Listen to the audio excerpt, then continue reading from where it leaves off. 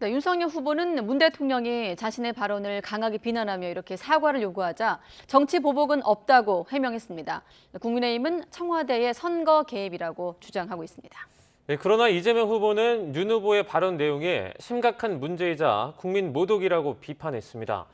민주당과 전직 장차관, 청와대 출신 인사들도 망언을 철회하라고 맹비난하면서 대선 전국이 요동치고 있습니다. 박석영 기자입니다.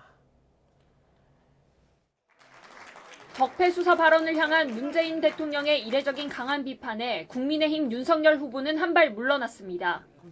자신의 사전에 정치 보복은 없다면서 당선되면 민정수석실을 폐지하겠다고 했던 공약을 다시 꺼내들었습니다. 문재인 대통령이 늘 성역 없는 사정을 강조했다면서 그런 면에서는 자신도 같은 생각이라고도 말했습니다. 우리 문재인 대통령님과 저와 똑같은 생각이라고 할 수 있겠습니다. 그리고 저 윤석열의 사전에 정치 보복이라는 단어는 없습니다. 다만 청와대의 사과 요구에 대해서는 즉답을 피했습니다. 반면 국민의힘은 청와대를 향해 대선 개입을 멈추라며 강하게 반발했습니다.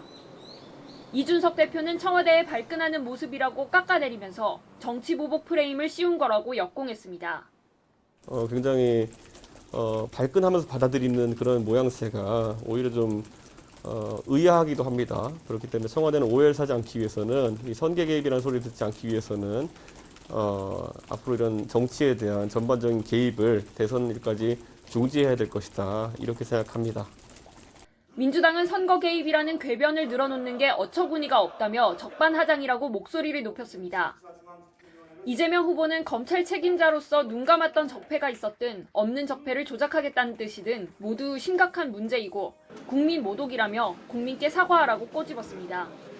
후보가 정치 보복을 사실상 공언하는 건 본 일이 없습니다.